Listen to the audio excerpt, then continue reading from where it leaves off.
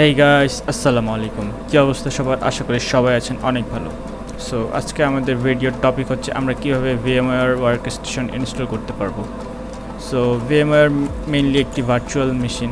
So এখানে আপনি আপনার পিসির অপারেটিং সিস্টেমের মতো করে ঠিক সেমভাবে আরেকটি অপারেটিং সিস্টেম রান করতে পারবেন, মানে আপনি একসাথে দুটি পিসি চালাতে পারবেন।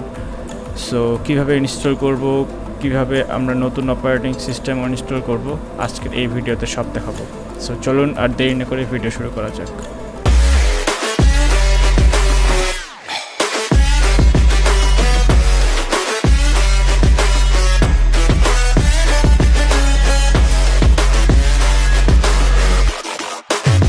সো আমরা প্রথমে আমার ডিসক্রিপশনে ড্রাইভ লিঙ্ক দিয়ে দেওয়া থাকবে।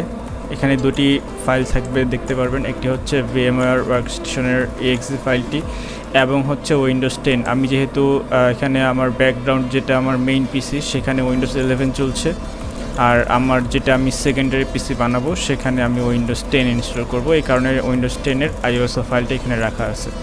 তাহলে আপনাকে আলাদা করে অন্য জায়গায় উইন্ডোজ 10 ডাউনলোড করে নিতে হবে না। আর আপনাদের কাছে যদি উইন্ডোজ 10-এর ISO ফাইল থেকে থাকে তাহলে তো ভালোই।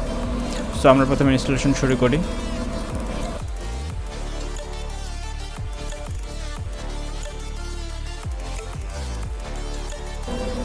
সো এটা কমপ্লিট হওয়ার পরে আপনারা জাস্ট ফিনিশ করে ফেলবেন। ফিনিশ করার পরে আপনাদেরকে হচ্ছে রিস্টার্ট করতে বলবে। সো আমরা জাস্ট রিস্টার্ট করে আবার ব্যাক করছি। সো রিস্টার্ট করার পরে আমরা আবার ব্যাক করলাম। সো এখন দেখতে পাচ্ছেন আপনারা আমাদের VMware ওয়ার্কস্টেশন এটা ইনস্টল হয়ে গিয়েছে। সো এটা জাস্ট আমরা ওপেন করব।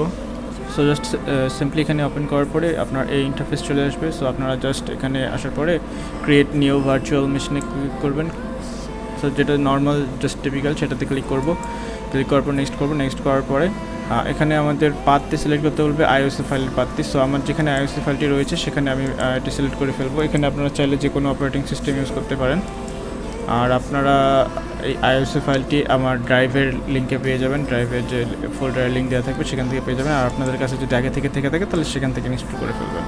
এরপরে জাস্ট নেক্সটে ক্লিক করব। নেক্সটে ক্লিক করার পর এখানে হচ্ছে আপনারা single virtual disk as a single file হিসেবে রাখবেন। এটা আমি আপনাদের রিকমেন্ড করব। সো এরপরে জাস্ট নেক্সট করবেন। নেক্সট করার পরে এখানে হচ্ছে আপনারা যদি চান যে আপনারা হার্ডওয়্যারটা কাস্টমাইজ করতে পারেন। সো এখানে জাস্ট আমি র্যামটু বাড়িয়ে ফেলবো। সো আমি র্যামটাকে 4GB করে ফেললাম। এই প্রসেসর এগুলো সব ঠিক থাকবে, এগুলো চেঞ্জ করতেও পারেন নাও করতে পারেন।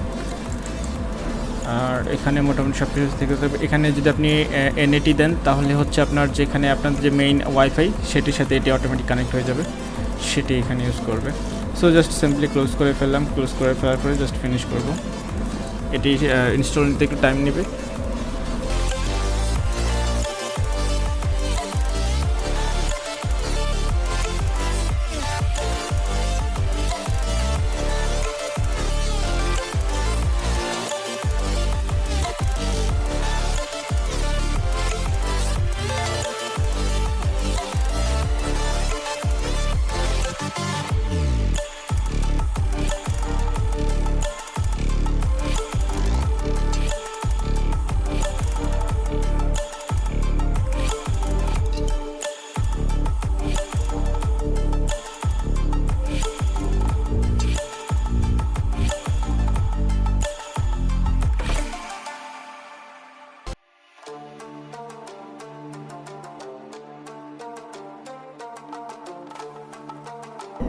সো গাইস দেখতে পাচ্ছেন আমার উইন্ডোজটি রেডি হয়ে গিয়েছে।